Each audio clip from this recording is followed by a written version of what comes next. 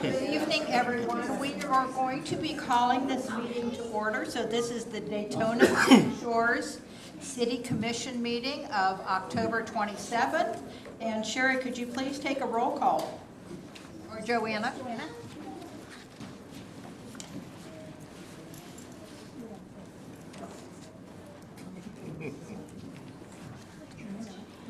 Mayor Miller. Here. Vice Mayor Blightus. Here. Commissioner Dubinsky. Here. Commissioner Card.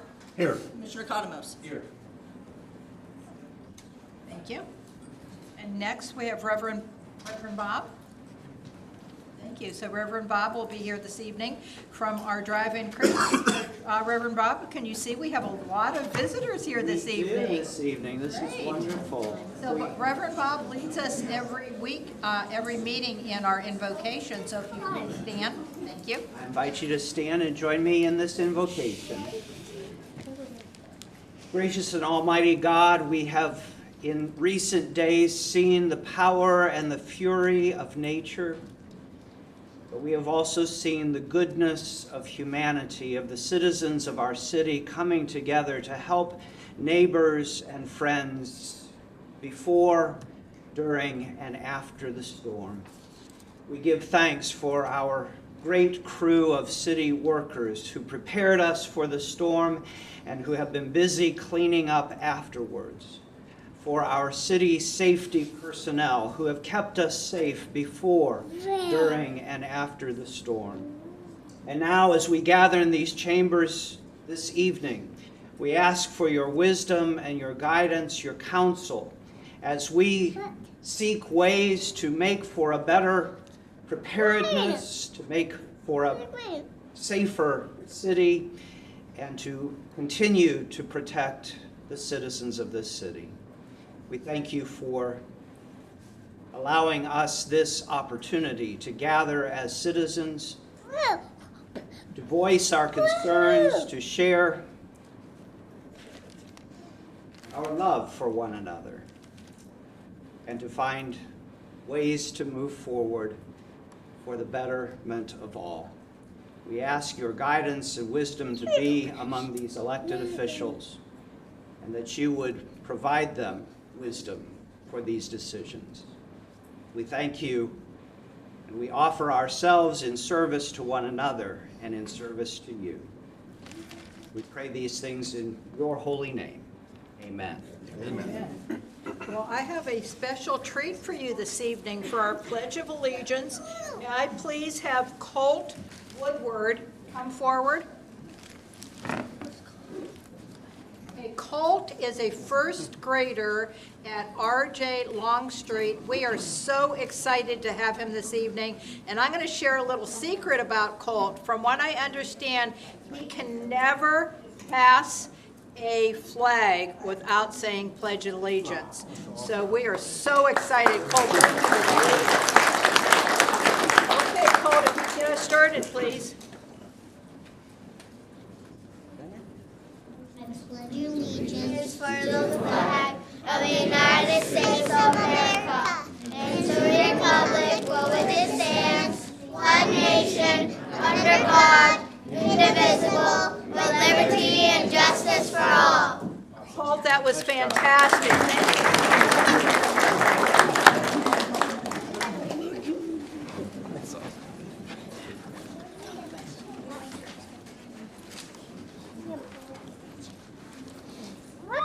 Okay, next we are going to, we have some awards to pass out from RJ Longstreet, and I'm going to be calling up names. All of us will come down. I will call your name. I hope I pronounce it correctly. If I don't, please correct me. But since we're going to be saying your name, we're going to go along here and tell you who everyone is up here. So I'm Mayor Nancy Miller, and I will start with you, Commissioner Dubinsky. I'm Stefan Dembinski. Commissioner Card. I'm Mark Card. Thank you. Commissioner Economos. Chris Conamos. Michael Politis. Thank you. All right, so now you know who we are. So I will come down and I have some special awards that I'll be passing out after I call your name. Thank you. So if we all go down. We need to rehearse this later.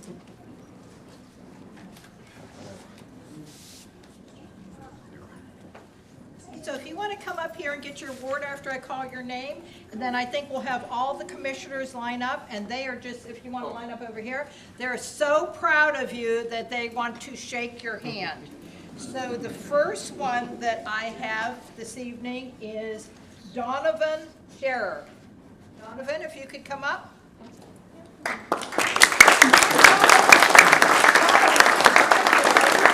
Here's your award.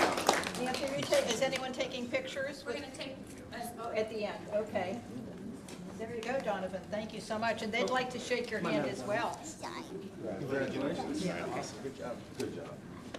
I'm gonna come down the end here. Okay, next, here is my buddy, Colt Winard.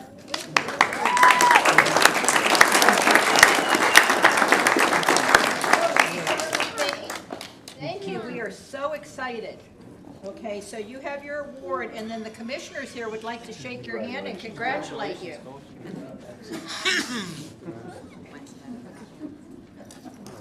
Okay, next we have Alonia Samarina.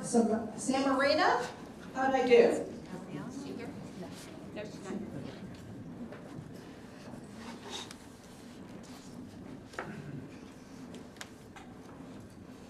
How about Declan Pacula?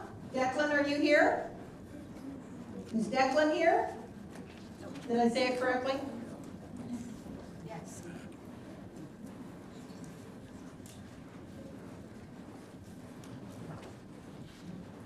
All right, and then next we have, is it Isla Nelson? Ayla. Ayla. Hi, Ayla.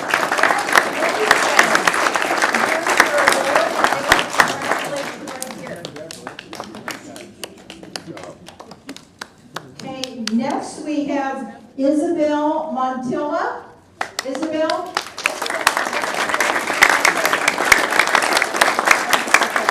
Fantastic, and here's your award.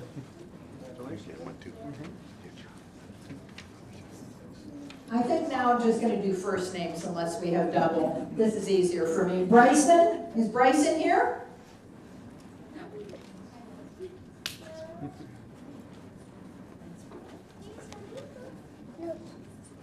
Is it Raquel? Is Raquel here?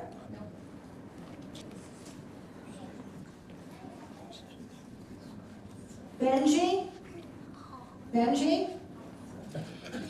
Well, all of these students did fantastic on their artwork. We want to congratulate each and every one of them. This one's easy. Riley Lindsay. Is Riley here?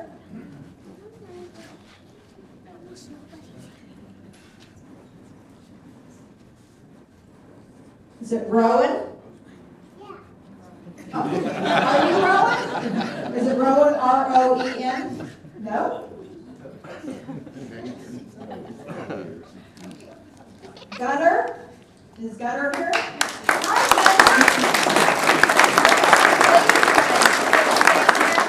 Gunner. We're so proud of you. Gunner. Congratulations.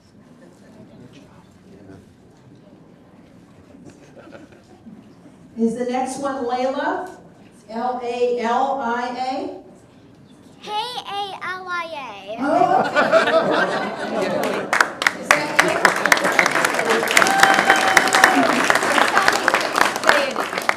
Kalia. Kalia? Okay. Maybe the wrong What's your last name, honey? Tamara? Yeah, that's you. All right, congratulations. You did a fantastic job. Here's your award.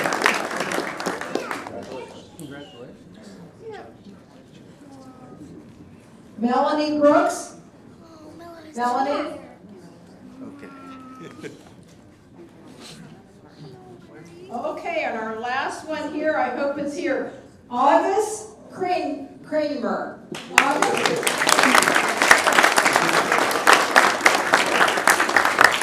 congratulations. You did a do you want to shake my hand first or your award first, huh? They would like to shake your hand. Well, congratulations. We're going to do one group picture.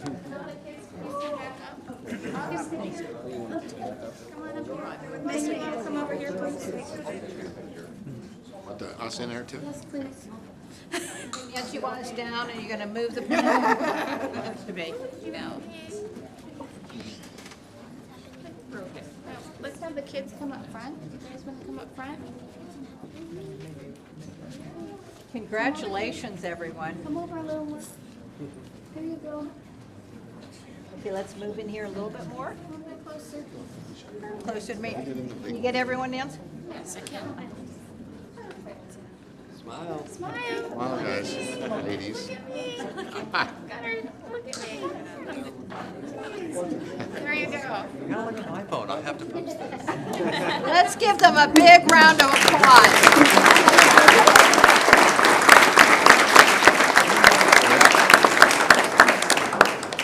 Ms. Pfeiffer, thank you very much for doing this. And I would like to open this up to every month if there's any student from RJ, because even though it's not officially in the Shores, we've adopted you. We would love to have one of your students every month say the Pledge of Allegiance.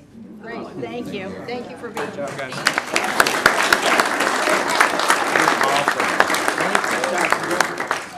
Nice work.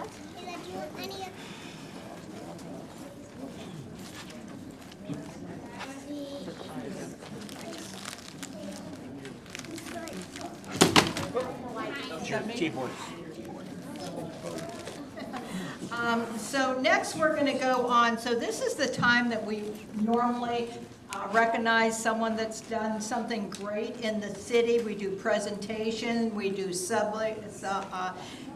awards, public notices. But one of the things that I want to talk about is, so we just got off the heels of Hurricane Milton, and I don't know if you know this though. You were probably in your condo not sleeping because I know how noisy that sound was, but we had our public safety, our public works, and our directors. So each one of our directors staying overnight at the public safety building along with our city manager to make sure that everyone would be safe and sound and that they could help you on a moment's notice. So could we please give them a round of applause?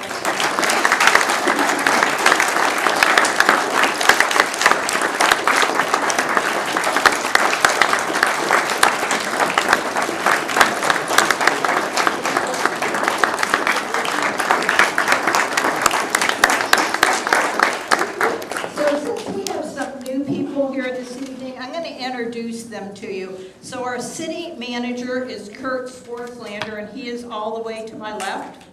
So we're going to go around this table right here. We have Director Lori Irwin. She is our finance director. Director Nancy Maddox. She's our community engagement director. And next we have our public safety director, but we just call him Chief Fowler. Next is Stuart Cruz. He's Director of Community Services. And then sitting way down low right here is Sherry Schwab. She is our city clerk. But anyway, again, a round of applause staying all night long.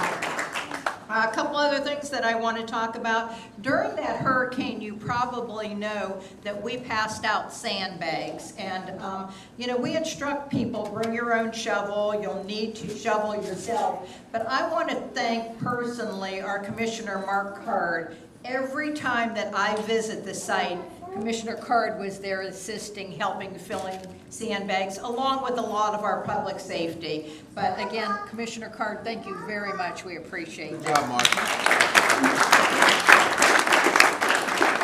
Okay, and the next thing, we'll talk about it probably a little bit later on at this meeting, but for those of you that live in condos, you'll probably know what I'm talking about. So there was something, a resolution that was put on by our Volusia County, that if you had any work done to your seawalls, that required you to have a dune restoration. So I want to thank our city manager very much for accompanying us to that particular event at the county council. My friend Lori is sitting here, and Deborah Taylor from St. Kitts. So I told my friend Lori we'll be in and out in an hour. So we'll talk a little bit more, because I know we had some flooding issues, but there was 45 people at that county council meeting, and Deborah, would you say 99% of them were there because of issues? Absolutely. So we were there 4.5 hours, but we hung in there. Again, one of the things that I'm very, very happy about and able to do and proud to do for this city is advocate on your behalf. And that's what I was doing, was advocating that it was a ridiculous ordinance that they had, a resolution that they had. We showed pictures that if any dunes were placed, they would have been gone in no time. So again, City Manager, thank you so much for taking time out of your very busy day to be there to do that.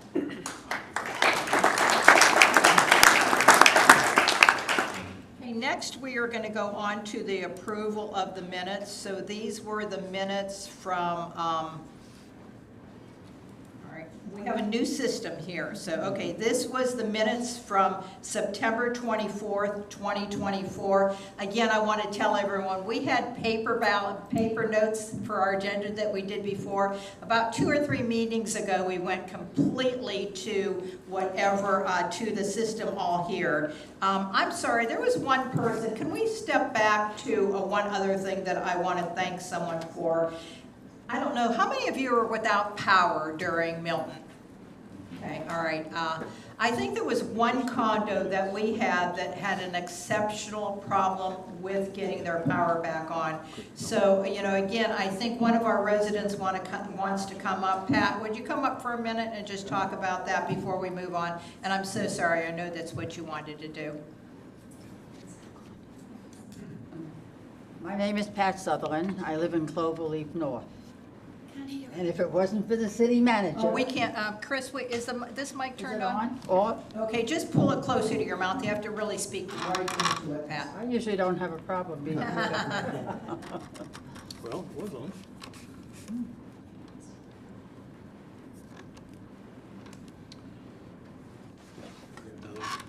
Okay. See, it wasn't you. My fault. I have some. There you go. All right, we'll start again, Pat, thank you. Okay. But, as I said, I live in Cloverleaf North. I'm there 24 years. I've been through every storm that we've ever had. But I have to tell you, this one was very unusual. The one we had 3 years ago, there was a little issue, and there was something that Florida Power and Light couldn't do. But eventually they did, and we got our power back.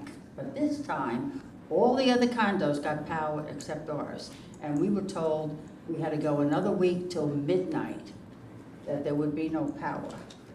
And I called the mayor because I'm on the building committee, and she very nicely discussed it with me and then told me to call the city manager.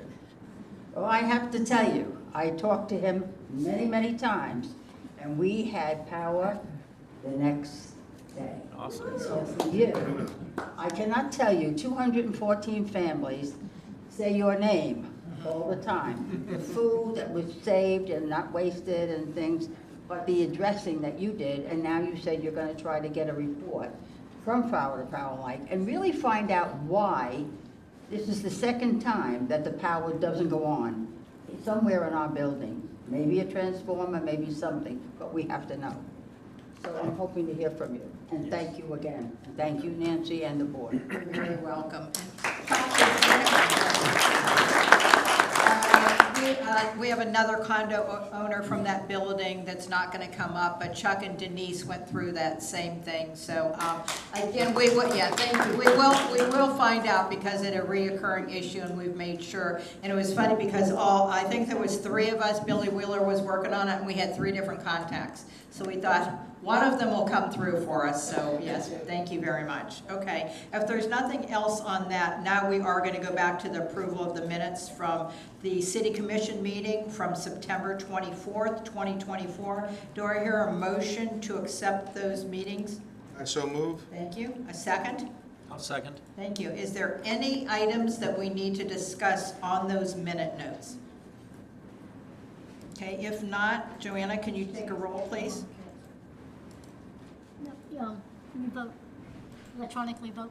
Oh, that's right, we are voting here now. Sarah, can you come down here? I somehow lost mine. One moment, Yeah, please, I would- technology. You okay? You're okay. I voted. Okay.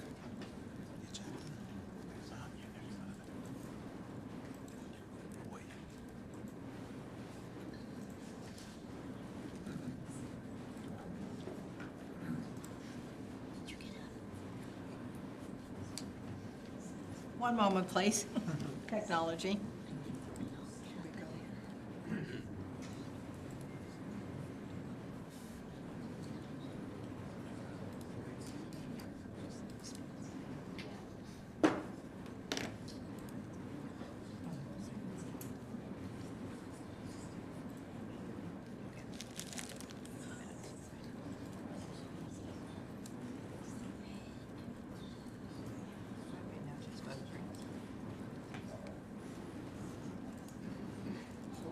Okay, has everyone voted?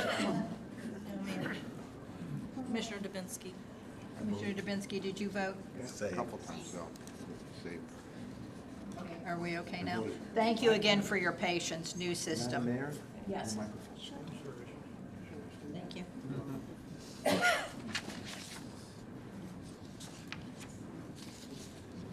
Okay, and this did pass 5-0 that we approved those minutes. Thank you, and thank you again for your patience.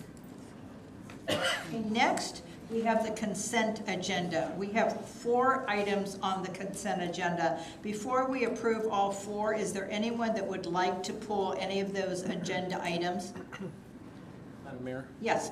I need to recuse myself from the agreement with the state attorney to prosecute ordinance violations. Okay, so Commissioner Economos is asking to recuse himself from item D. Is there anyone else? Yes, I also have to recuse myself from voting. Thank you. Is your mic on? Green light is. Okay. Now it is. Okay. All right, so That's what we will do right now, do I hear a motion to accept consent agenda items A through C?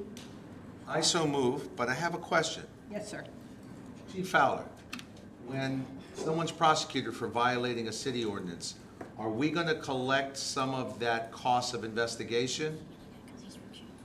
To be honest with you, Commissioner, we have never been charged by the state attorney's office in the past for those. So there has been no cost to the city as far as prosecution goes. No. We don't pay as a municipal agency. The defendant pays to reimburse the state attorney's office for costs of prosecution, and then there's another subcomponent, cost of investigation, which goes to the arresting agency.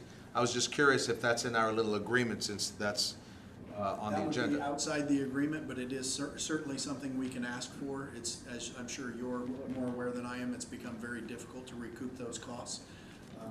They are setting separate hearings now to get those approved, so. Okay, so right now, we are just voting, that's on. Yeah, that's it, Okay, and all right. we can discuss that We're later. just voting on A through C, but I will give you the opportunity to go to D when we get there. Oh, we're Okay, gonna- so right now, you set a motion from A to C to accept, is that Yes. correct? Okay. Do I hear a second to accept consent agenda items A, B, and C?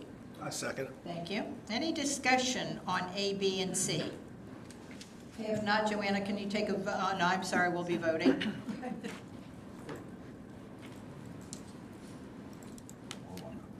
Now, is that Yes. going to be a vote just for? Chris, we can vote on A, that. B, and C, yes. That is Yeah, A, so B, you and can C. vote on those.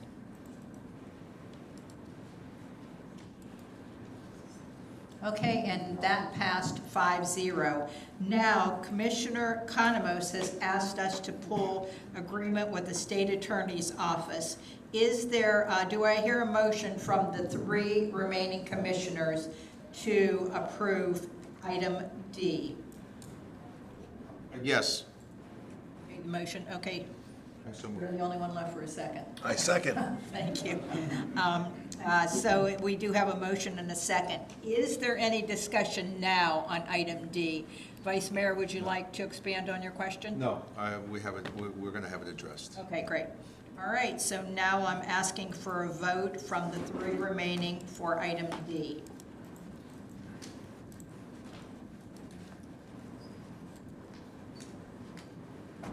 And of the 3 that could vote, it did pass 3. Thank you very much. Next, we're going to go on to old business.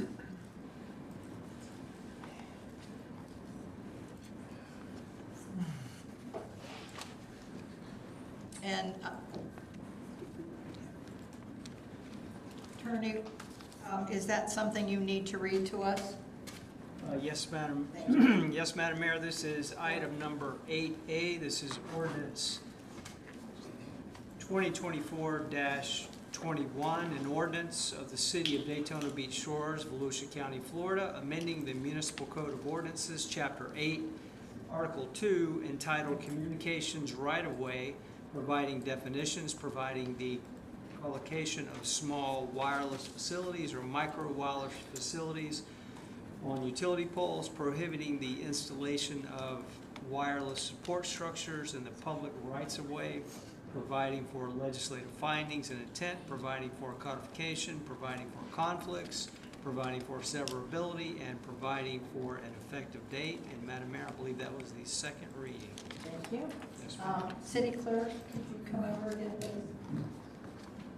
I keep on losing this. Whatever you did, do again. Excuse me one moment, please.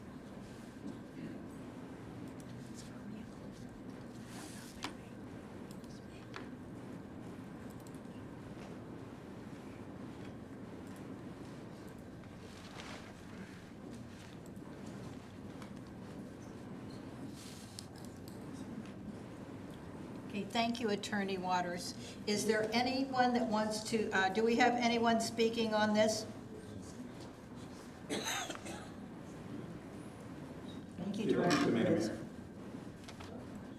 Madam Mayor, Vice Mayor, Commissioners, this is the second reading of this particular ordinance, which would prohibit the use of micro and the installment of micro wireless facilities, also called small cell technologies, on the city's within the city's right-of-ways, consistent with the exemption that is provided for in the statutes for small governments and small municipalities such as the City of Daytona Beach Shores.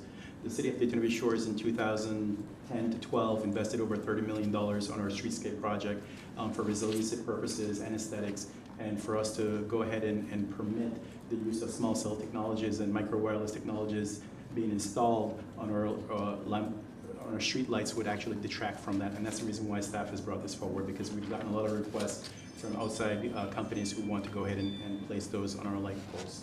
Okay, thank you. Attorney Waters, is this public comment?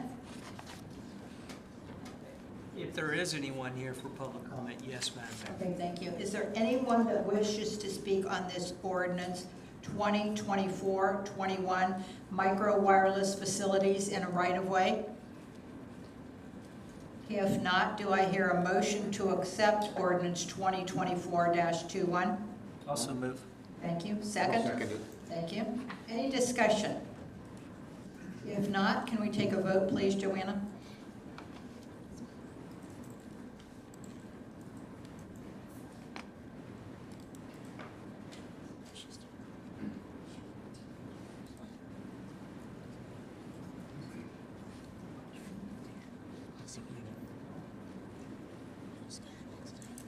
Okay, thank you, and this vote passed 5-0.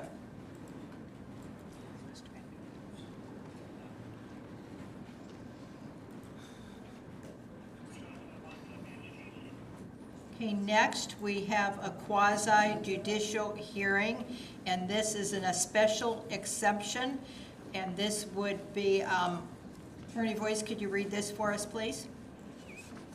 Or who is going to do the swearing in? Madam Mayor, if you'd like, I'll swear everyone in, and this is a quasi-judicial hearing, so for the public's benefit, it is less formal than a trial, but there still is rules of procedure that must be followed. Both sides get to present their case, and both sides being the city and the applicant. Everyone who is going to speak must be sworn in. So anyone who's going to speak, please rise, including staff. Thank you. And including anyone in the public that's going to have public comment. Anyone going to speak on this item? Okay. Please raise your right hand. You swear to tell the truth, the whole truth, and nothing but the truth during this hearing? Yes. Okay, you've been sworn in. Okay, next, Madam Mayor, I'd like to ask if there have been any ex parte communications on this item. I have not. I have not. No. No. No. Okay, Madam Mayor, the formality is taken care of, so we're ready to begin the hearing. Thank you. Yes, ma'am.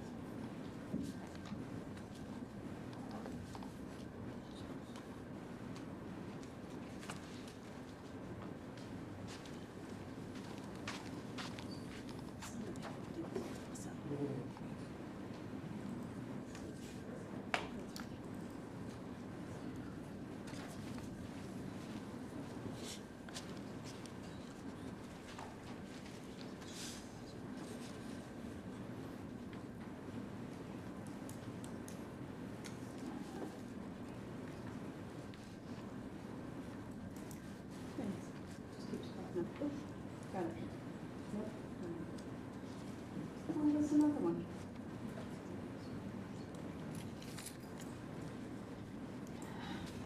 Good evening, Mayor, Thank you. Vice Mayor, and City Commissioners.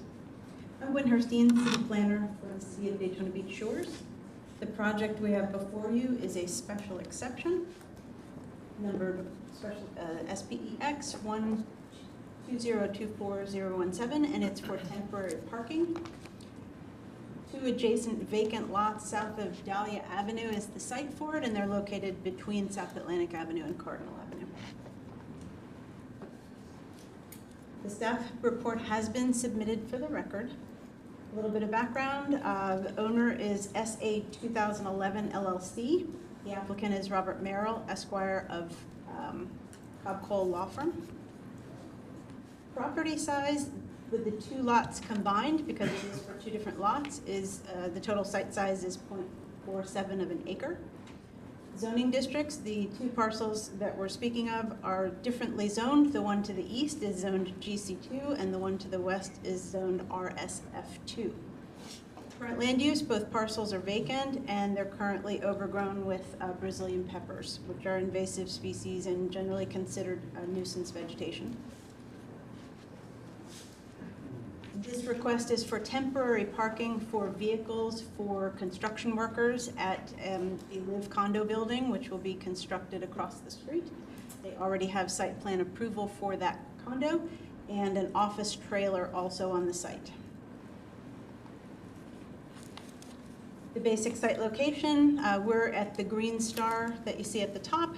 The special exception site is 1.7 miles south of us, and about a 4-minute drive, or if you're doing the Mayor's Fitness Challenge, it's about a 38-minute walk. Much better reception than I got for that planning and zoning meeting. This is an aerial view of the site, and you can see the special exception site is labeled with the white, the large white box, and there is a line showing the east property divided from the west, but both are vacant. And you can also see with the large white box closer to the beach is the future site of the Live condo. Properties in green around it are labeled, some are single family, some are commercial with offices, and there is a timeshare and a condo. These are street views. The one on the left is the view from the southwest corner of South Atlantic Avenue and Dahlia Avenue. And if you proceed down Dahlia and look back to the south, you can see the view that I'm showing you on the right, or the bottom right, of the southeast corner. You can see that there are some palm trees around the perimeter of the property, 7 or 8, and then the rest of it is Brazilian peppers, mainly. This is a view of the proposed site plan. Again, the east and west are shown to you divided by the red line in the middle. The streets around the perimeter of the site are all labeled in blue. You can see the office trailer is set to be positioned closest to South Atlantic Avenue, and that most of the parking area, which is that peachy orange color, is most of it is located on the east site, closer to South Atlantic Avenue. The stormwater retention area is labeled for you toward the bottom, that's the purple box, and you can see the gradations that are planned to encourage the water to drain and then stay in that area. The green, there's a small vertical green line showing where the entrance will be positioned, and that's from Dahlia Avenue. For a criteria summary of the 20 conditions, all but 2 were met by the proposed materials, and the property is consistent with the Land Development Code and the city's comprehensive plan, provided that the 4 requested conditions, which were approved by the Planning and Zoning Board, are met. I'm not going to go through this with you, but they're here if we should need them. The 4 conditions basically that are being requested of the applicant and which have been confirmed that they can be adhered to by the applicant. The first pertains to the perimeter fencing meeting the city's fence requirements. The second clarifies that all components added for the temporary parking and office trailer will be removed after the 3-year lifespan of the special exception. The third pertains to signage. Some signage is referenced in the plans, and this clarifies that permitting is required.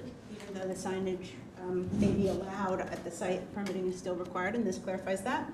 And number 4 clarifies that the lot will not be used for any storage, for staging of any kind, or stockpiling of any kind for the construction site. It's to be used for the trailer office and for parking of personnel vehicles. Public notice requirements were met, and those requirements were forwarded to the city clerk. The requisite staff review has been performed. The Planning and Zoning Board did recommend approval of the special exception application for this board, and that is including those 4 conditions that we briefly spoke about. Tonight, the applicant is requesting your approval. Staff is recommending approval as presented, including requested conditions 1 through 4. You can see those on page 4 of the planning analysis. You can see them on page 71 of your commission meeting memorandum, your packet. Although it's not a packet, it's on your computers. Does anyone have any questions? I have a few questions, and then we'll see what anyone else has before we open up to public comment. So first of all, City Planner, do I understand that we have already approved the site plan for, okay. So with that being said, there does need to be parking there as this works out.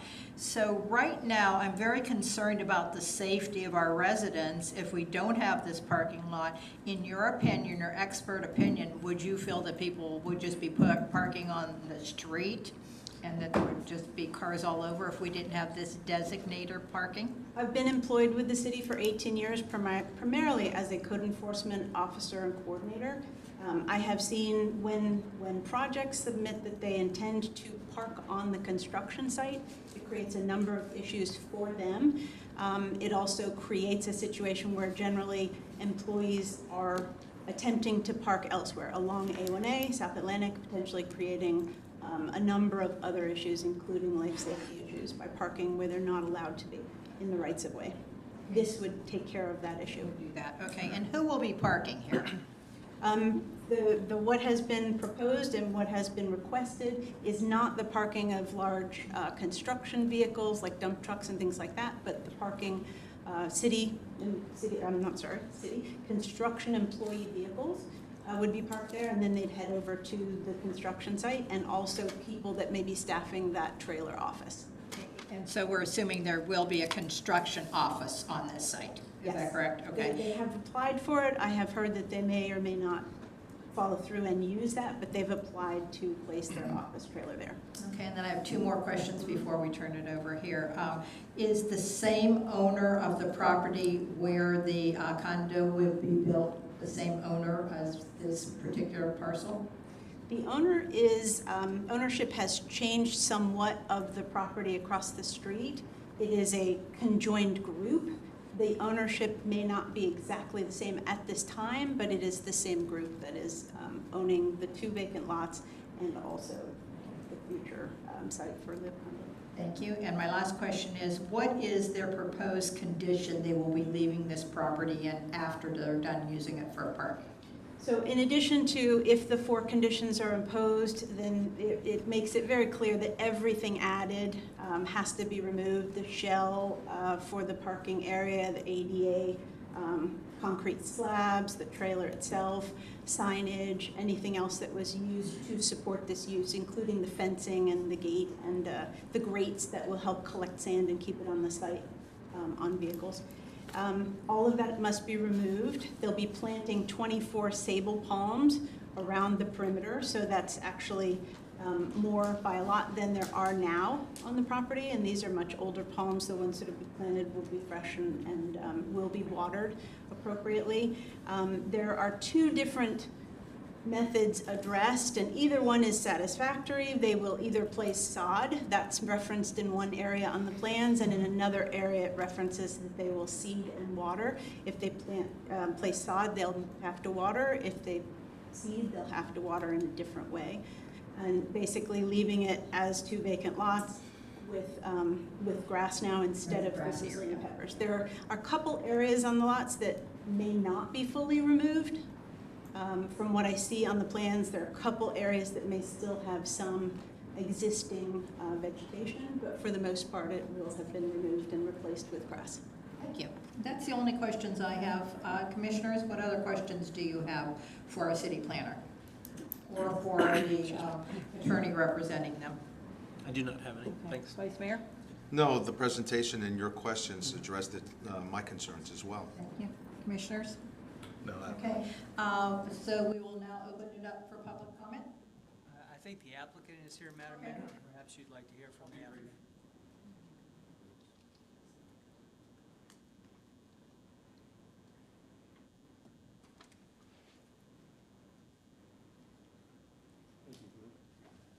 For the record, Rob Merrill with Codwell Law Firm, 1 Daytona Boulevard. Mayor, Commission. I'll be brief. As I said, Gwen does a great job. I mean, very thorough in her presentation tonight. If you guys read through the packet, also very thorough.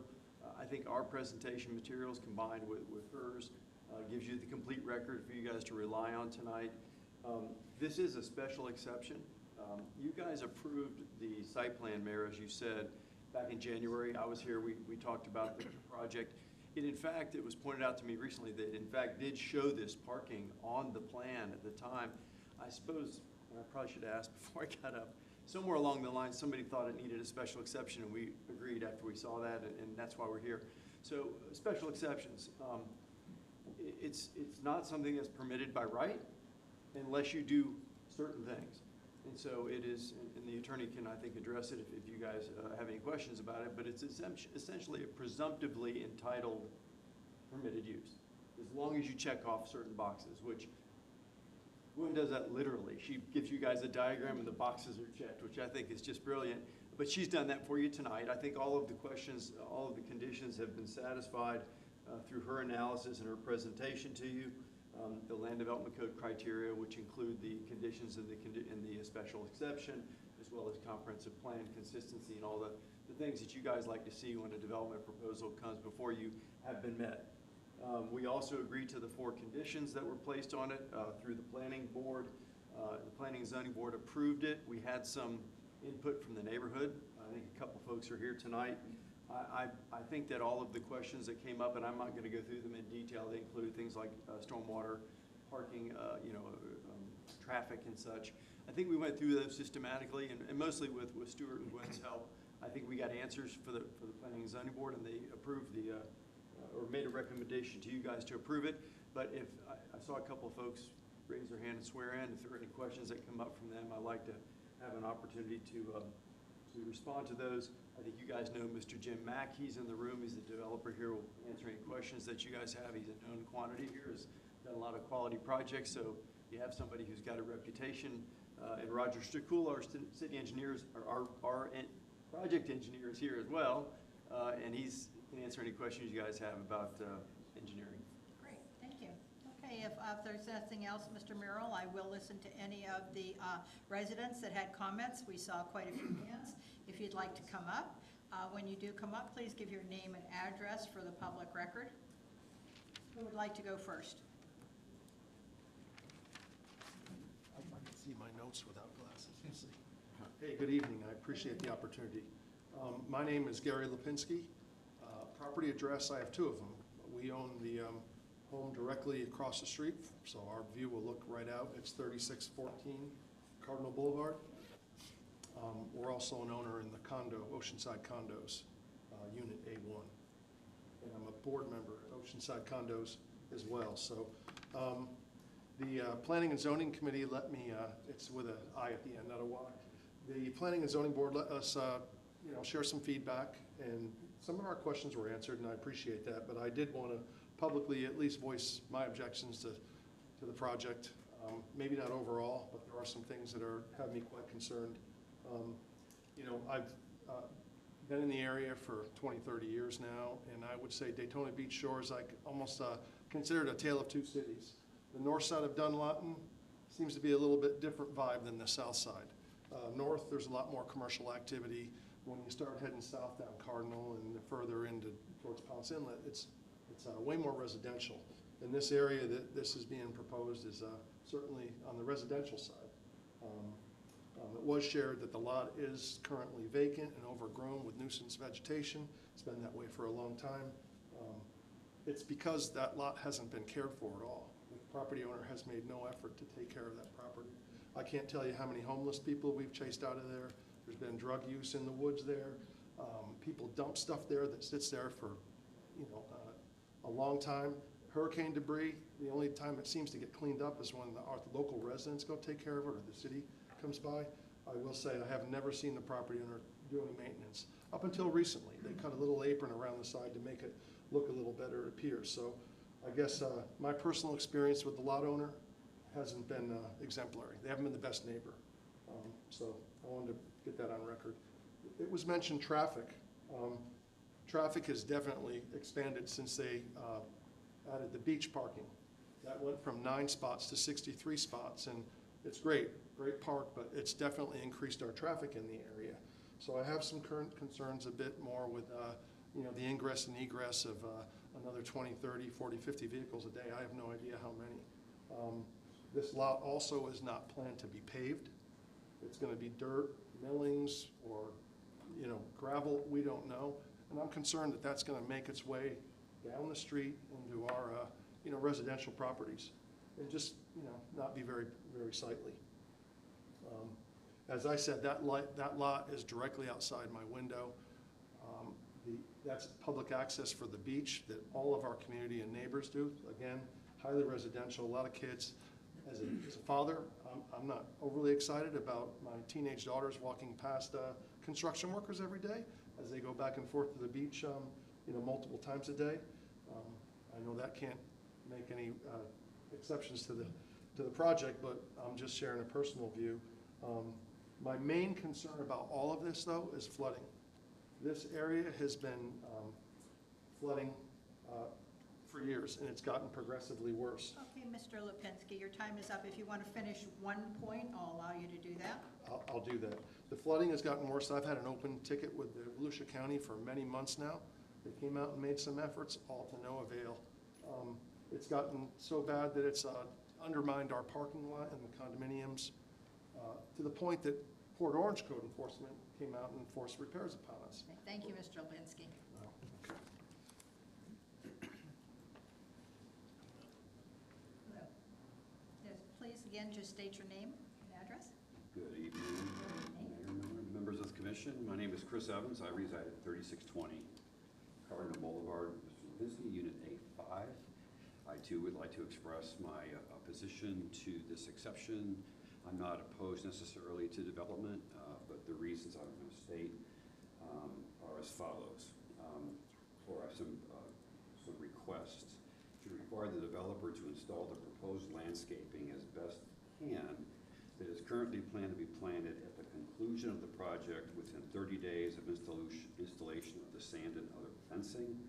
In addition to the proposed palm trees, require that the developer plant a sort of taller hedging plant variety that will help hide the project and provide a more pleasing aesthetic. Second, require the developer to put up a financial assurance bond of some kind. I'm going to proffer $35,000. I'm just throwing that as a straw man or a dollar amount deemed fair and reasonable that guarantees that it will be managed by the city, that the city will have funds to properly close and landscape the site in the event the developer ceases construction or financial things change and the developer no longer sees its financially his advantage to finish the project. I've seen developers walk away from sites like this. The city then is on the hook, especially if there's health and safety concerns, and then we'll be stuck living across the street from a nuisance. So if there's any way that a financial assurance mechanism can be put in place to close that site in the event that the developer fails. As I stated during the Planning Commission meeting last week, my concerns remain, as Mr. Lipinski mentioned, adequate site maintenance, the aesthetic, housekeeping, and stormwater contributions to the legacy flooding at Dahlia and Cardinal, dirt, gravel, other debris onto Dahlia, Cardinal, and A1A as a result of vehicle ingress and egress. Mr. Lipinski adequately addressed the nuisance vegetation issue and the less than fastidious care of the property. Doesn't give us a great deal of confidence going forward that property's been neglected. You know, what confidence do we have or do you have that it's going to be maintained appropriately going forward? The site is nearly completely pervious at this point, and very little to no stormwater runoff is likely leaving the property to contribute to the legacy flooding. If sidewalks are to be placed on the property or if additional hardscape is planned to be placed hydraulically down gradient from the stormwater collection basin, all of that will fully contribute to the stormwater runoff, the legacy flooding. I also want to mention fugitive dust will likely be an issue unless mitigation measures are implemented. Noise will very likely be an issue, especially given the number of work days planned, which I believe is 6 per week.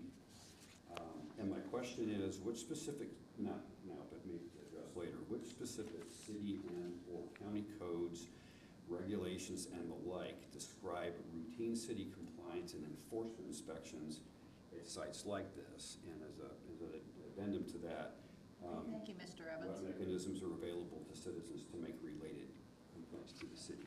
Thank you. Thank you, Mr. Evans. Did someone else wish to speak? May I? Certainly. Roger, if you wouldn't mind.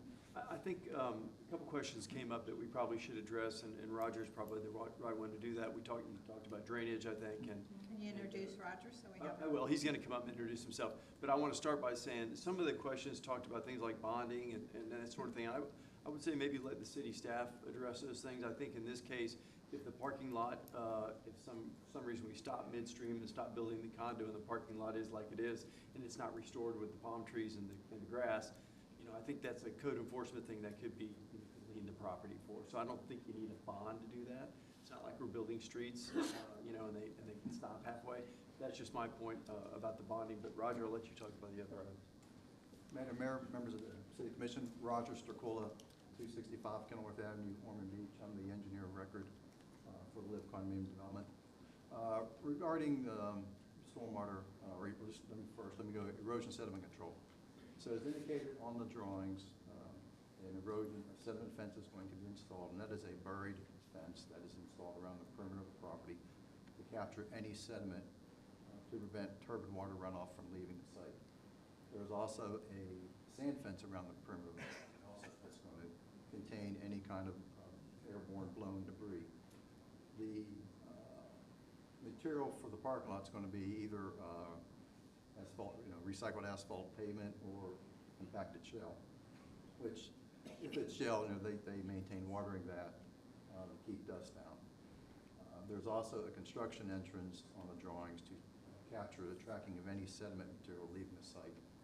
These are all standard erosion sediment control practices that have been through DEP. The contractor has to apply for a DEP notice of intent permit, where there are certain conditions, requirements that have to be maintained on that during construction. Inspections to maintain, to make sure that everything is, no debris, turbid water is leaving the site.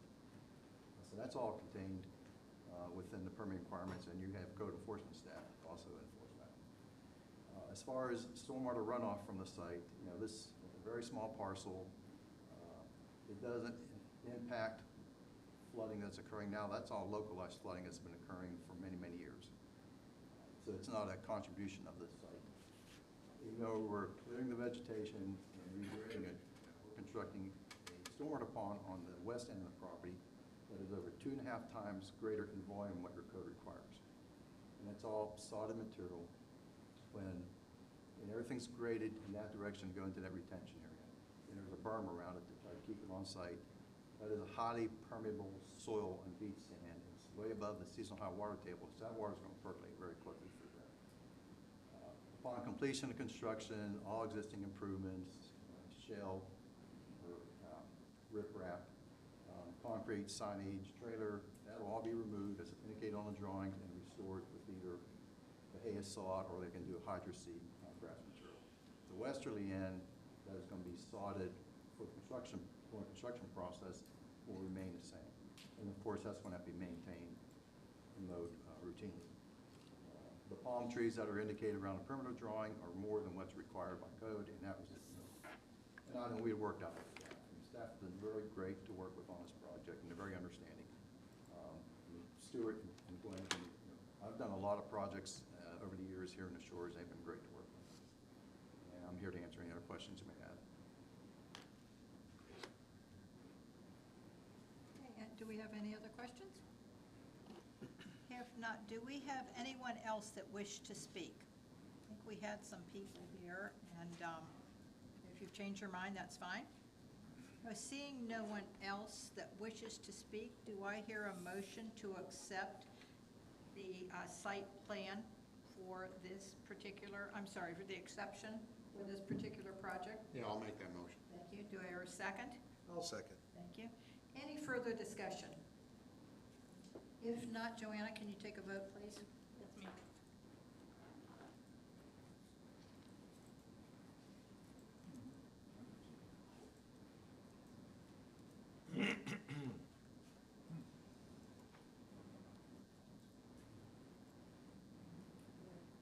And this passed 5-0.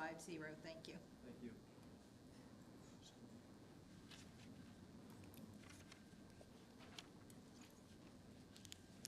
Okay, wanted to add one item here. Now, this is something that I don't normally do. If we don't have anything on the agenda, it has been my past practice, bit of an oversight. So what we do, when we have an opening for either a full-time or a alternate on a board, we go through an interviewing process. We did go through the interviewing process right before we started this meeting at a workshop. We only had one applicant for the alternate for P&Z. And I would like to hear a motion to add this to the, first of all, we're going to do this in two parts. I would like a motion to add this to new business for our alternate position. Do we hear a motion? I so move. Thank you. Second? I'll second. Okay, any discussion? If not, Joanna, can you give us a vote on that, please? Joanna's fast. This was the same vote. Sherry, will we be doing this in two parts? Yeah. Yes. Waiting on one more. Commissioner Conmos?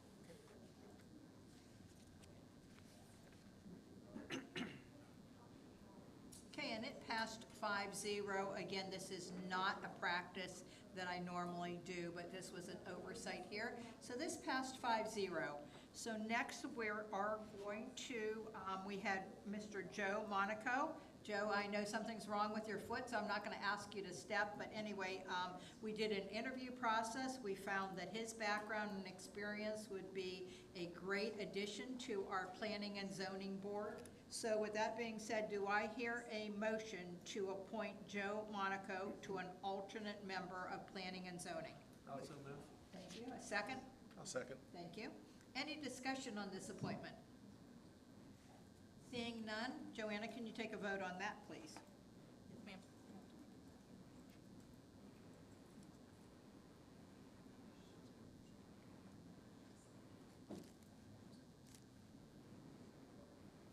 Need to wait on our member to come back. Thank you.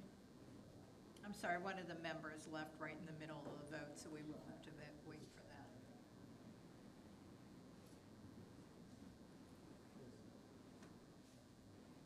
Attorney, if we have a quorum, can we go ahead, or do we need to wait? It appears that we have a quorum, so I recommend moving forward. Okay, thank you. Joanna? Okay, we only had 4 members here to vote, and it did pass 4-0. Congratulations, Mr. Monaco. Thank you very much. We're glad to have you on there, and thank you for wanting to serve the city in that capacity. We appreciate it.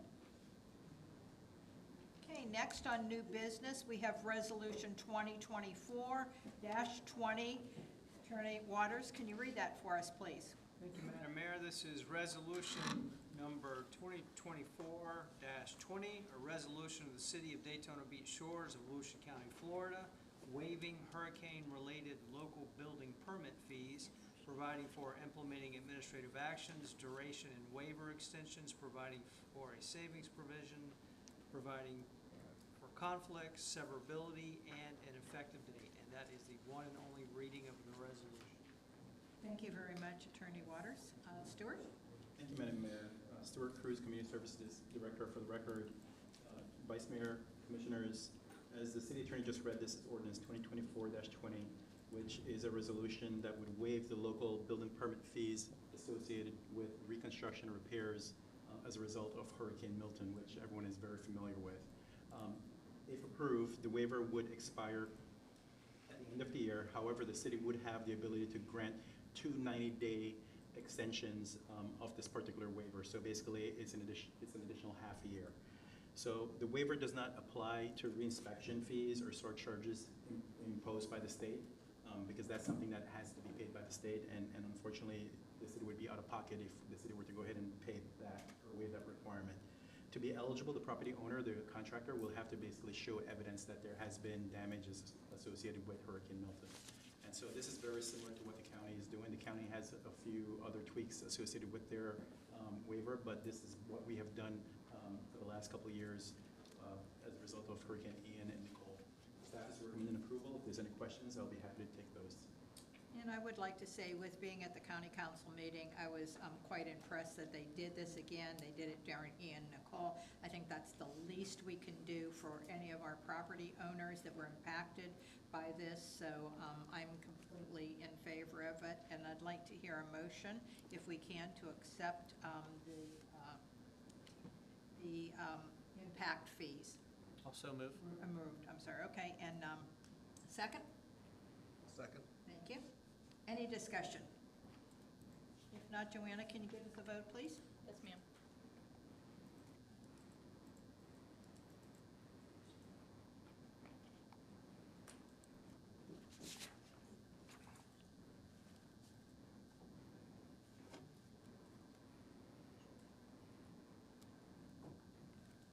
Okay, and this passed 5-0. Thank you very much.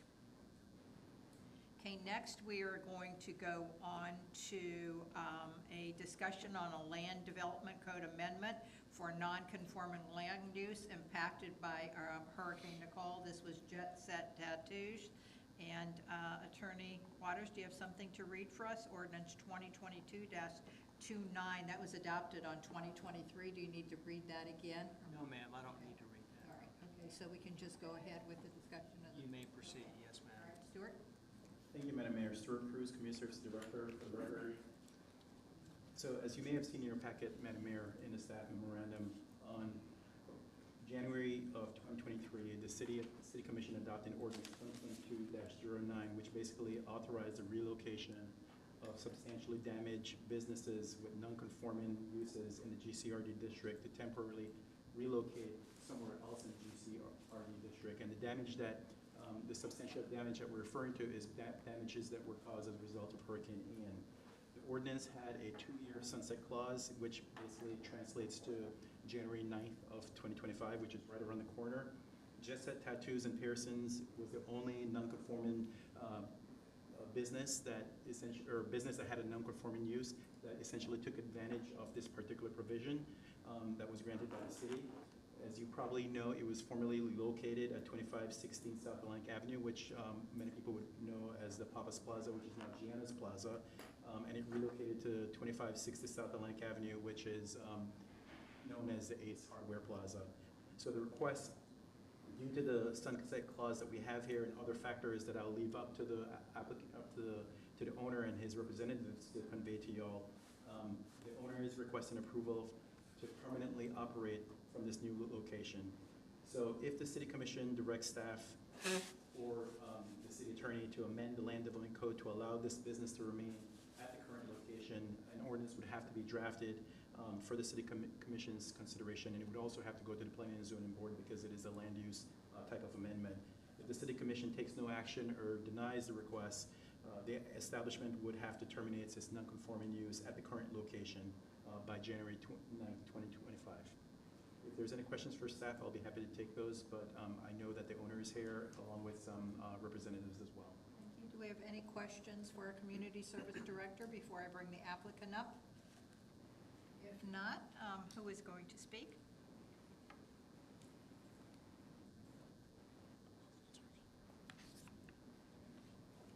Good evening. For the record, Jessica Gale with Cobb Law Firm, 1 Daytona Boulevard. This is obviously a very unique situation. We reached out to staff to talk about the infeasibility of moving back to the old location. And so I think that you guys got the letter and the request. Can you go up into the mic a little bit more? I think they're having trouble hearing you. Thank you. There is not a mechanism in the land development code to have an applicant propose change to the code. And so we start here to say, can we work with staff to bring something back for consideration by the planning board and the commission? As we know, in 2022, 2 years ago now, just over, Nicole and Ian hit. You guys took a fantastic action, I thought, at that time to allow for this business to continue. They've been in business for over 2 decades here in Daytona Beach Shores. They are not unique, I would say, in the shift. They've ended up 900 feet south. Their site's a little smaller. The business is a little different, but they're happy and they want to remain here. They cannot move back to the original location for a number of factors that we can talk about if you'd like. And we are asking for an opportunity to draft something that allows them to remain in place, not forever, based on as a non-conforming use. So it would still be conditioned that if they ceased operations for 6 months, they couldn't reestablish. And if that location was destroyed in a storm over a certain value threshold, they couldn't return. And so we are just trying to allow this business to keep calling Daytona Beach Shores home and operate as they have for the past 2 years. You know, I think the original timeline was that we thought everything would be back to normal. As last week showed us, we may not exactly get back to that point again. And with that, we are here for questions. Okay, and you say can't move back. They could move back. It's their choice not to, for financial reasons, but there's not a can't. There are a few different factors. So the plaza sold about 1 year after Ian. Based on our understanding and the discussion that the new owners had with staff, they have some long-term redevelopment plans. And so the original lease term that our property owner had at that location for Jet Set for the long term is no longer available. It's not something the property owner is willing to review. In addition to that, the current site has been built out with about $50,000 in improvements for the past 2 years. To move back and reestablish in its former location at the shorter lease term would be about $120,000 additional. And so it is just financially infeasible for them. So my expectation was, when we first approved this 2 years ago, that they would move back to the, because it was a temporary that we gave them from Ian and Nicole, again, reaching out because he had been a good business owner. Again, I checked and there is no issues there. So I do understand additional monetary and lease limitations. And due to the fact that this business owner has been here for over 20 years and has been a very good business partner to us, you know, I guess I will overlook my expectations. One of the things, and I don't know if you want him to address it or not, I do not like the lights at all in front of that location, and I am going to address that with our community service director and also the location next door. I think it cheapens the Shores. It doesn't live up to our Life is Better in the Shores. I don't know if you know the answer to this or not, Jessica. What time are those lights left on till? I do not know, but I don't know, Gad, if you come up and speak. If you want to come up, that'd be fine. Please introduce yourself. Your address. Hello, everybody. My name is Gad Benchitrit. I'm the owner of Jet Set Tattoos. Are you talking about the LED lights around the windows? I can turn them off. I mean, I leave them on all night. I didn't know. All right. So I think we're going to have a talk with our community service director. I happen to know people that live in the condo across the street, so, you know, lights have to be dimmed, and I'm hoping that you will do that, and I'm going to ask our community service director to do that. We had an issue probably about a year ago or more from Chase Bank with the Oceans behind them, and they were a good neighbor too and turned them off. I think something reasonable would be 10 o'clock, but anyway, so that's just my opinion. I know you have been an excellent business partner in the Shores for, I believe it's going on 24 years, is that correct? Yes. Thank you. So we appreciate you being a business owner here. I would like to see that plaza be occupied again. I think next to that mini golf is an outstanding location for people to come and then go next door and do the mini golf. But, you know, I understand that he is putting almost undue monetary increases on you. So do understand that. So we'll take a vote in a minute. But who else has any questions? My questions have been answered. Thank you. Okay, great. Vice Mayor? No, I don't have any questions. I'd like to author a motion unless other city commissioners have Any other, a question. before we have a motion? Okay, and I will take your motion, and can I have a second, please? Well, let me move to direct the city attorney to prepare an ordinance for our first reading next month that would permit Jet Set Tattoos to remain there as a non-conforming use, as long as we can work out the aesthetics with the city staff and the owner. Great, thank you. I agree with you. Thank you. So we had that, you were the motion. Who was the second? I'm sorry. I'll second. Okay. Okay, all right. We'll give it to Commissioner Dubinsky this time. Okay, thank you. And then, so is there any other discussion or any other questions before I ask Joanna for a vote? Joanna, can we have a vote, please? Yes, ma'am.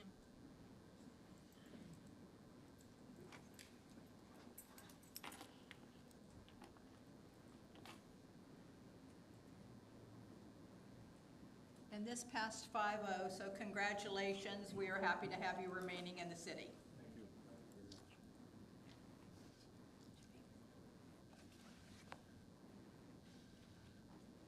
Okay, next, we are going to go on to site plan RSP 12024020. It has come to my attention that we're requesting a continuous on this. So first of all, I need a motion to accept a continuous to the November 12th meeting. I so move. Thank you. Second? I'll second. Thank you. Okay, is there any discussion on this item? If not, Joanna, can you take a vote to move this continue to November 12th? Yes, ma'am.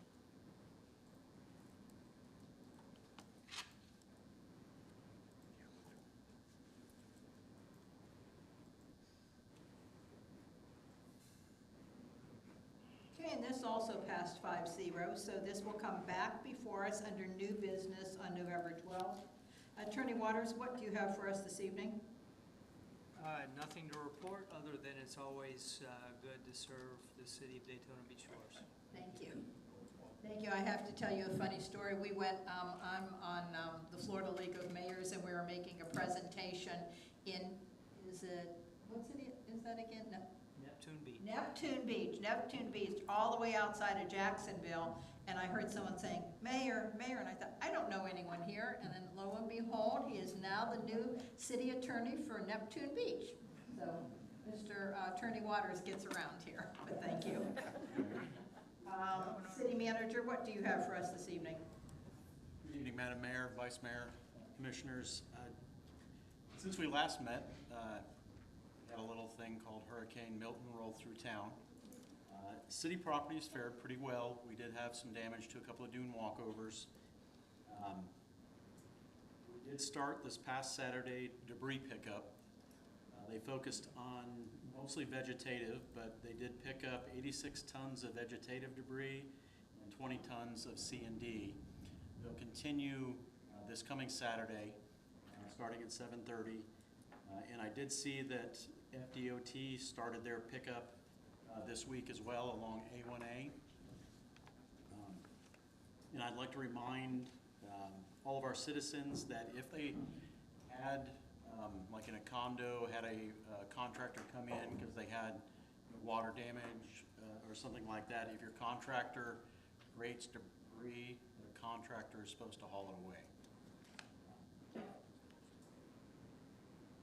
And then the last thing, if you remember after the 2022 storms, the city applied for a resiliency grant through the state and was awarded that, and we are in the process of going through that vulnerability assessment. And tomorrow night, from 5 to 6:30, there's going to be a flooding and resilience workshop with our contractor, which is the East Central Florida Planning Council, who is conducting that study for us. There's also going to be the following Wednesday at 10 a.m., October 30th, here. Again, it'll basically be the same workshop, so if somebody's interested in attending. And that will be where we can identify problem areas in the city, and then this study will help identify those issues and hopefully give us ideas on how to address those. Thank you. City Manager, so when you're talking about that, I know we became actively involved with American Flood Coalition, and we found out that our coastal partner down the road, Ponce Inlet, is that the feasibility study that you're talking about, the resiliency? Yeah, Ponce Inlet had done one a few years ago. That's what we're doing. It's a requirement that every county has to do one, and we have partnered with the same folks that are doing the counties. So ours will be coordinated with the county's approach. As we know, we have a lot of county properties abutting the shores here, so we're working in partnership with the county on that study. Okay. And through the excellent work that our finance director does, we did get a grant for that, is that correct? Correct. $130,000. $130,000, wow, I didn't know it was that amount, but anyway, thank you. Any other questions for our city manager? Okay, if not, then we are going to go on to our commissioners. I'll start first. So again, I do want to just say that we were at the county council meeting last week, and my heart broke that we had 45 residents mostly from the DeLand area that a lot of them had lost their entire homes. I know we've had some isolated flooding in our area. I don't want to make any light of that, because for anyone that was impacted, it was very, very bad for them. So we'll do something now that we have this grant money to be able to do a feasibility study. But at the county council meeting, our main purpose for being there, and I just want to say again, was for the waiver of the dune restoration. I know I had asked for every condo that was affected to be there, so I was there advocating. Our city manager was there. We actually only had 3 condos that were representative of all of those there. So, I just want to say your voice matters. I can go up there and advocate. Our city manager can do that. But when you stand in front of the county council and say, this is how it's affecting me, it has a lot more weight than what I do. I just wanted to mention that. The next thing is, for those that know me, Breast Cancer Awareness Month is very, very important to me, so I'm wearing the pink today, and thank you, Director Maddox, for doing the same thing too. And I do have to say, our very wonderful finance department, last week I came in, everybody was rocking the pink. So thank you again for doing that. We appreciate that, Joey, and I know you were behind that. Thank you. Our food truck event will be this coming Friday at 10 on October 25th. So the food trucks will start at 4:30, is that correct? Food trucks and a concert. This will be our last food truck event of the year, so come on out, bring your chairs and enjoy everything. Next, going on to, again, the city manager already talked about, this is your chance to tomorrow night and on October 30th to be able to say this, this is what's happening. They're having it here because they want to hear from the residents. So please make sure you take that opportunity. It will be tomorrow night at 5 o'clock. They're at 5 o'clock, and then on the 30th, it will be at 10 a.m. So there's an evening and a morning one. The next thing is, as we do every single year, and we love doing this because our staff cooks, and we are going to be having our Community Appreciation Cookout, and that is on November 7th. And what time does that start, Director? 4 o'clock. So it's upstairs and the line comes out the door. Everyone's so happy to see our staff sweating and cooking, and we just have a wonderful time.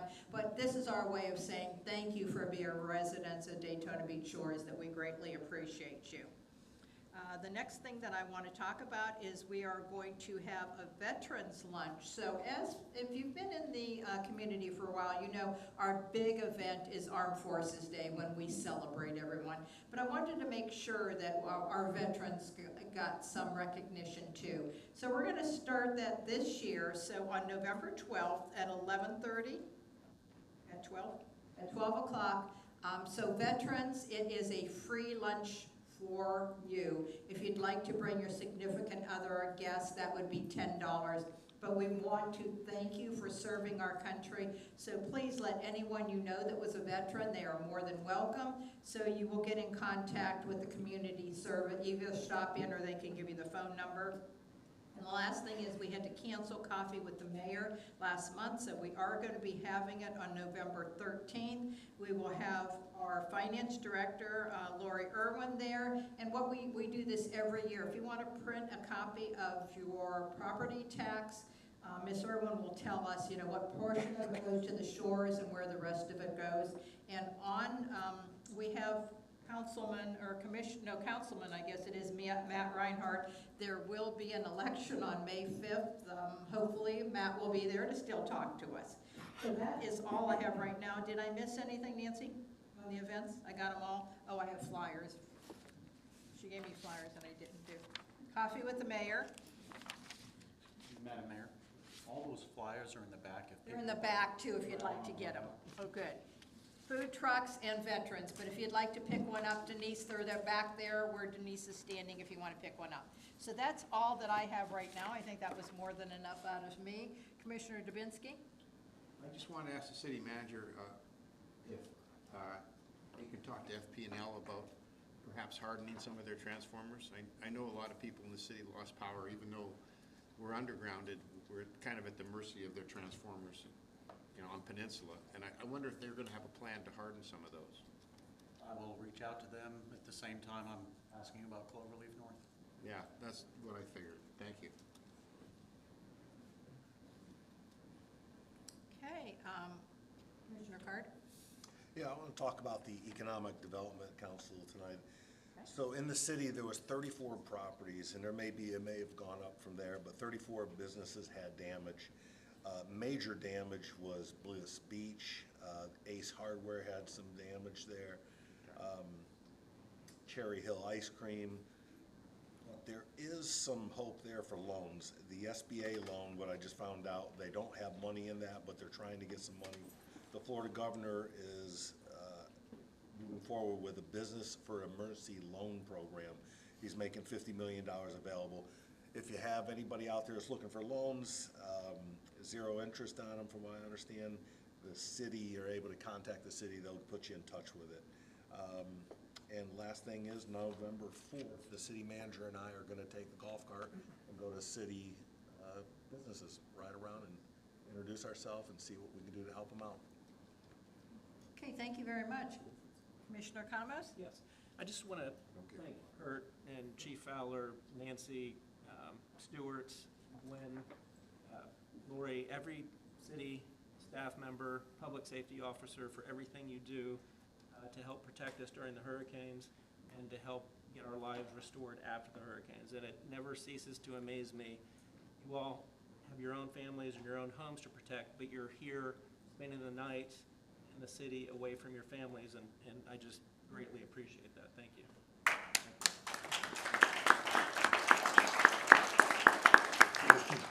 Vice Mayor?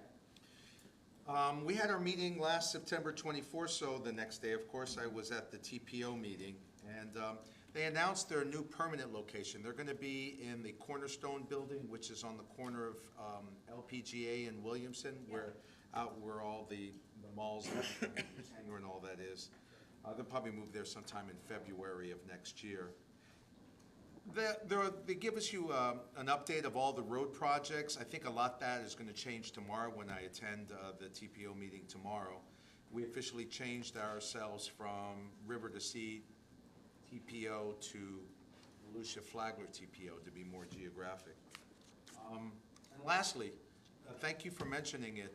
This Saturday on Beach Street, across from the Indian motorcycle dealership, where the Esplanade, is that what they call it, Esplanade Park, is going to be the breast cancer walk, where about, I'd say, 3,000 to 4,000 people show up to raise money and awareness for breast cancer. It'll be my 18th year as their presenting sponsor, which has been a great honor. And so I enjoy doing it.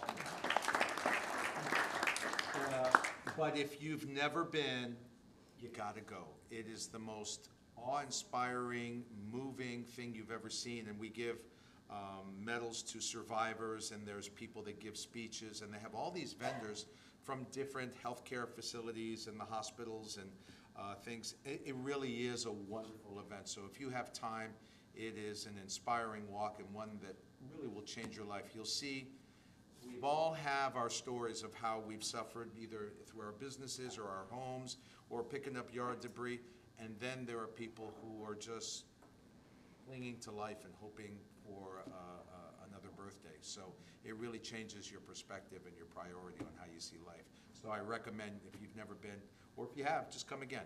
I'll be there, and I think Mayor Miller will be there too, and she usually brings a posse, so there'll be a bunch of us. This is my 5th year attending, and thank you, Attorney Politis, because when you go there, you see these little tents, and when you see their tent, it is like 5 tents long. So thank you for everything you do, being the sponsor of that. We greatly appreciate it, but yes, come out. I think it starts at 7 a.m. I'm not sure if I saw You don't have to be there at 7. I think the walk, they start releasing everyone around 9:30, between 9 and 10 o'clock. You can come early. They have coffee and food and stuff like that. And they have yoga and they have Zumba and stuff. So there's a lot of things you can do. But that walk is right around 9, 10 o'clock, and it'll run till about noon. Okay, great, thank you. All right, so now we are going to go on to audience remark and public comment. Just going to go over for all of the commissioners for our resolution 2019-09. We recognize the importance of hearing from our residents. So I just want to let you know that we welcome our thoughts at the end of our meeting.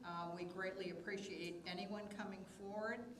But I just wanted to let you know that it is our policy. We don't respond or ask questions, but we certainly will direct you to any of our staff members that will be able to help you.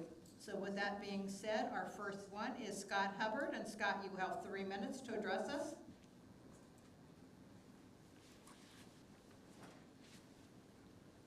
Hello, Council and Mayor. I live at 3121 South Peninsula, which is adjacent to the Drive-In Church. We had an issue with we have a major issue with flooding. And first I'd like to thank Kirk, Stewart, Police Chief Fowler for checking on me. I went to the city the other day because I didn't know where to go. And they came over and checked on me twice, actually. I was really happy about that. The water that you see pumped out in the peninsula for the last 9 days, that's me. I had 7 feet of water in my backyard, and it ends up being a lake. It's a very big lake. My brand new deck is now a dock. And I would like to just address it. I've been there for 28 years, and I've never seen this. It's all happened right about the time things have happened. Some buildings came up, and it looks like it shifted the water. I had it at the end, and I had it now, and I'm still working on it. And thank you for starting the meeting early, because it got me out of my yard after a 10-hour day for 9 days now. I'd just like to, if there's anybody we can turn to go to, study, or I like the idea of this flood, I'll be there. I retired, but I didn't think I'd work this hard. Thank you very much. Mr. Hubbard, thank you so much. Chris, I don't know if I ever know how to pronounce your last name. Chabano. Is it Chabano? Say it for me, Chris. Okay. You did pretty good. My name is Chris Chabaro. I live at 3106 Esperanza Avenue in Daytona Beach Shores. And I'm just piggybacking on our good friend Scott here. We live on the north side of that street. We had about 4.5 feet of water in our backyard, came through our back door. We had about 14 inches through our garage, and then 3 to 4 inches through our dining room and Florida room type there. So I don't know what can be done about that. That's obviously way above my head, but I certainly have full confidence in you all and the city that if it is within your scope that we can handle that. I just wanted to make sure that you all had the data and you heard from us that this was a problem that was happening, but I have supreme confidence in you. Life is better here. And if, I guess no questions, but if you had any questions for us after, I'm sure we'll be sticking around. Okay, thank you so much for coming up. Greg White?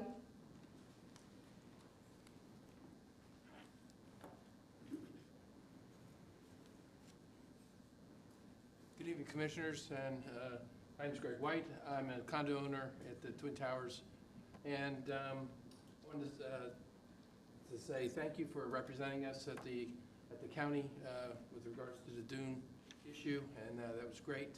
I commend you tonight also about getting rid of the building permit fee waiver. That's great.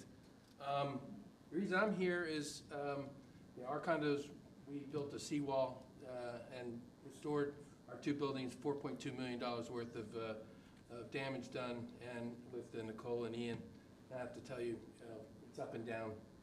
My concern is now after Milton, what's going on with the beaches, and I don't know whether you all are aware, and I know we don't really own that, and we don't own the ability to fix that, but to some extent, we no longer have a beach at high tide. And I mean none. I told my wife we don't have a seawall, we have a dock. Just like I said, when the ocean comes up, we have no wall. We're Daytona Beach is the world's most famous beach and doesn't have a beach at high tide. So while it hasn't affected us yet, what I'm concerned about is our businesses, people deciding they don't want to come to Daytona Beach because they want to use the beach and they don't have a beach. If word gets out nationally that we don't have a beach, that's a problem. And to that end, it's going to be a business problem, it's going to be a local problem, it's going to be, and my question is, have you all figured out have you all set in motion any way of representing ourselves again to the county and maybe to the state? Because we had no restoration happen after Ian or Nicole, right? They haven't restored any of that. And in my understanding, there's a state statute, and by statute, they're supposed to restore beaches that get injured or get impacted by hurricanes. And I'm not an attorney, I'm an orthopedic surgeon, but I know, when something's broke, we try and fix it. Anyway, that's all I have to say. I'm concerned with how it's going to affect all of us, the abilities of condo owners that rent motels here. Bike week people, come February, it's going to be a problem. And so I was just wondering if anybody's thought about how we're going to address that. Thank you. Thank you, Dr. White. Okay, Rick Brown? Getting all the colors now, white to brown. Yeah, my name's Rick Brown, 2917 South Atlantic. I learned one thing in my nearly 27 years as a resident here at Daytona Beach Shores. Patience is definitely a virtue, especially when it comes to governmental things. There was a project started just to the north of where I live on city property, the last remaining piece of land that was sold to Mr. Cannon to develop a very large house. He purchased this property in 2018 and with the intent of building a house and submitted his building permits in 2020. It was approved in February of 21 and construction began. I've noticed in the paperwork that there's been 3 renewals of this project. It seems to be the construction project that goes on forever. Without a timeline, these things, and I realize he's had his challenges, as we all have, but I've seen plenty of major projects completed in far less time. And as we all know, projects without timelines is not a wise choice. Case in point, of course, is our I-Shore at the seashore, which Mayor Miller finally got poured out. Thank you very much. The other concern I have with this project that's going on forever is obviously his crews completely destroyed all the vegetation on the city park. We have no access to it for, it's getting on 4 years now. And I miss it. I miss being able to use that beach access in that park. I walk by it on a daily basis. The construction fence, and I know Mayor Miller is concerned about safety, is completely unsafe and unkempt. There are holes in there. The gate now is currently, it's not even attached to the poles. It's obviously been that way for quite a while. They're using a piece of rebar to hold it in place. In general, it's a very unsafe construction site. He's also taken the opportunity to seize all of the land from the city, from the citizens of Daytona Beach Shores. The entire walkway has been closed off. He's built his house to the limits of the boundaries, leaving almost nothing left. I'm very concerned of what kind of greenbelt and isolation the rest of us that used to enjoy that area because of this massive structure that has apparently been approved by everybody. And I'm just concerned what land is left to do all this. Also, I have several other comments I want to add real quick because I only have 3 minutes. Mayor, some very good points about the lights. The lights at Pirate Cove, can somebody please turn them off? They are sitting, and the sign's gone, and they're just flashing. They're in your face as you approach A1A from Dunlawton, and it's very dangerous. They're almost at a epilepsy trigger point. Thank you. My time has expired. Thank you, Mr. Brown, for coming forward. Okay, so I'm not going to really address any of the questions, but I want to go over something that the city manager and I have, mentioned several different times.